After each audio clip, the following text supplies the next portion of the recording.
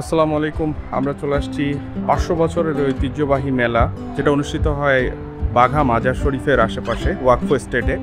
প্রত্যেক ঈদে 7 দিন ব্যাপী এই মেলাটি আয়োজিত হয়ে থাকে। এখানে হলো নানা রকমের খাবারের দোকান থেকে শুরু করে সার্কাস থেকে শুরু করে বিশেষ করে বাচ্চাদের পছন্দের জিনিসপত্র, আসবাবপত্র, অনেক কিছু এখানে পাওয়া যায়। আমরা আজকে এই মেলাটি ঘুরবো এবং এই মেলায় আকর্ষণীয় বিষয়গুলো আপনাদের সামনে তুলে ধরব। অনেকে দাবি করেন এটি বাংলাদেশের সর্বপ্রাচীন মেলা। বাঘার মেলার ইতিহাস বলতে গেলে শুরু করতে হয় বাঘার ঐতিহ্যবাহী শাহী মসজিদ দিয়ে। সুলতান নুসরত শাহ 1523 খ্রিস্টাব্দে এটি নির্মাণ করেন। পোড়ামাটির কারুকার্য খচিত অনন্য মসজিদটি 10 গম্বুজ বিশিষ্ট। সারা বছর অসংখ্য দর্শনার্থী মসজিদটি দেখতে আসেন। এই মসজিদের পাশেই বাঘা দরগা শরীফ। ইসলাম প্রচারক হযরত শাহদুল্লাহ রহমতুল্লাহ আলাইহি ও তার পুত্র এর ওরস মোবারক উপলক্ষে ঈদ উল ফিতরের দিন ও তার পরের দিন বাঘা দরগা শরীফে বড় অনুষ্ঠানের আয়োজন করা হয়। ধর্মীয় আচার অনুষ্ঠান ও তবারক বিতরণের পাশাপাশি এই আয়োজনকে ঘিরে বাঘা ওয়াকফ এস্টেট চত্বরে মেলা বসে। মেলাটি শাহদৌলা সরকারি কলেজ ও বাঘা হাই স্কুল মাঠে ছড়িয়ে পড়ে। মেলার বয়স ধরা যায় প্রায় 500 বছর। আচ্ছা, এই মেলার একটা খুব বিশেষত্ব আছে, যেটা হলো এই মেলাকে কেন্দ্র করে প্রতি বছর রোজার ঈদে মেয়েদের যাদের বিয়ে হয়ে যায় এলাকা থেকে, এরা সবাই হলো ঈদের দিন এখানে ঘুরতে আসে তাদের ফ্যামিলি নিয়ে। মেয়েরা জামাই সহ আসে এবং তাদেরকে শ্বশুরবাড়ির পক্ষ থেকেও উপঢৌকন দেওয়া হয়। খুব বেশি কিছু না, পোশাক পরিচ্ছদ টাইপের উপঢৌকন দেওয়া হয়, যেখানে আমাদের সোসাইটিতে মেয়েদের বাবার বাড়ি যাওয়াটাই অনেক ক্ষেত্রে হলো প্রহিবিটেড থাকে অনেক জায়গায়। সেখানে হলো আজ 500 বছর ধরে এই এলাকার মেয়েরা শুধুমাত্র এই মেলাকে কেন্দ্র করে এখানে ঘুরতে আসতেছে। এই মেলার সাথে জড়িয়ে আছে আমার ছোটবেলার অসংখ্য স্মৃতি। সেই স্মৃতিকে চাঙা করতেই আমার বাবা, বন্ধু আলী আদনান এবং ছোট ভাই লেওনের সাথে বাঘা মেলা দেখতে যাওয়া।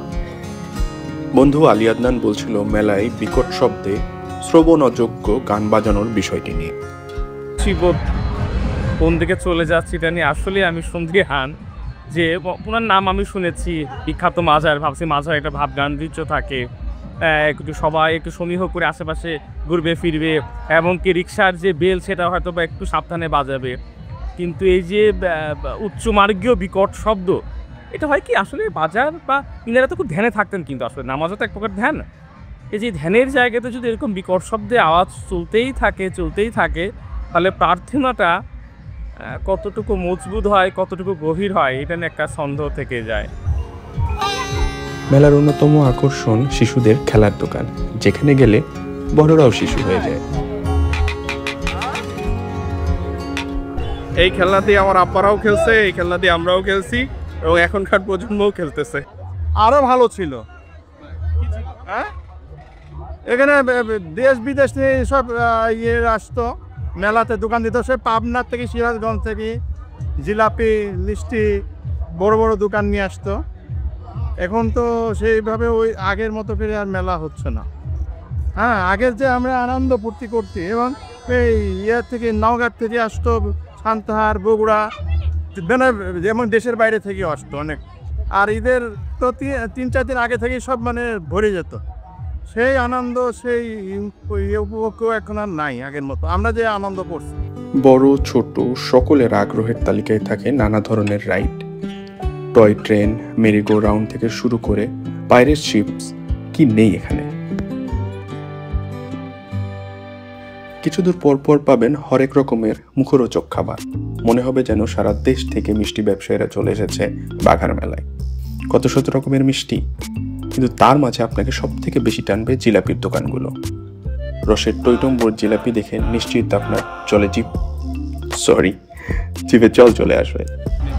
চিপ পাপড় বেচছি, জিলাপি বেচছি, দেশি জিলাপি বেচছি।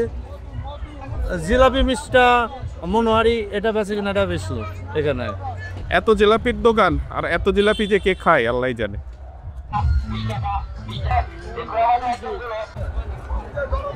এই গ্রীষ্মের দাবদাহে যদি একটা তাল পাতার পাখা না থাকে তাহলে কিসের আমি সাহিত্যিক।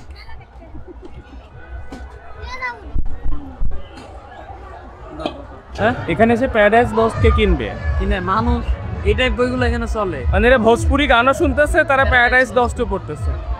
মানে এই বৈচিত্র্য শুধুমাত্র নিউ ইয়র্ক সিটি এবং বাঘাতে সম্ভব। সাপ দেখলে আমার এমনিতেই গা গুলায়, কিন্তু আমার সঙ্গী সাথীদের অত্যাধিক আগ্রহের কারণে সাপের খেলা দেখতে থেমে যায়। সাপুরের কাছে জানতে পারলাম এই সাপের নাম দুধরাজ। মজার বিষয়, সাপুরে এখন রেকর্ডেড বিন বাজায়।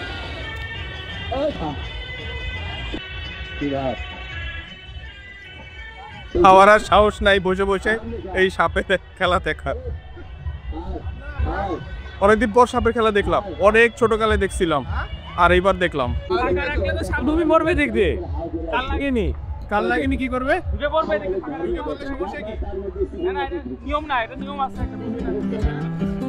এই মেলা গৃহিণীদেরও মন ভালো করে দেয়, কারণ এটি ঘরের প্রয়োজনীয় জিনিসপত্র কেনার একটি সুবর্ণ সুযোগ। ঘর সাজানোর নানা উপকরণ নিয়ে হাজির বাঘার মেলা। চারিদিকে এত বেশি ক্যাওস, মানে মাথা রাতা হ্যাং হয়ে যাচ্ছে। ফার্নিচারের দোকানগুলোর কাছে চলে আসছি। খাট কিনে দে 32,000 টাকা, ওই যে আয়নালা কিনে দে একটা, আর কিছু কিনে দে দরকার নাই, একটা খাট কিনে দে। অনেক কম দামে খাট পাওয়া যায়। আগে জানতাম অনেক কম দাম, কিন্তু এখন আর আগের মতো কম দাম নাই। আগে দেখছি আমরা 2,000-3,000 টাকায় খাট কিনে নিয়ে যাচ্ছে, 5,000 টাকায় সোফা কিনে নিয়ে যাচ্ছে। আবার হাতিলের খাটও পাওয়া যাচ্ছে। এই যে এগুলো কত চাচা? 14,000, 14,000, 14,000, একদম 14,000। তাজমহল কাঠ নাকি? আলিয়ান খানের থেকেও লম্বা। বাঘার এই মেলা এই অঞ্চলের মানুষের জীবনধারার অবিচ্ছেদ্য অংশ। আশেপাশের এলাকা থেকে সকল বয়সী মানুষ এসে ভিড় করে এই মেলায়। ঈদ যেন অপূর্ণ থেকে যায় বাঘার মেলা ছাড়া।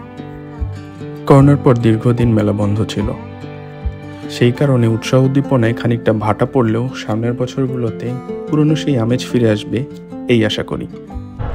আচ্ছা, আমাদের মেলা ঘোরা শেষ, যতটুকু পারলাম দেখাইলাম।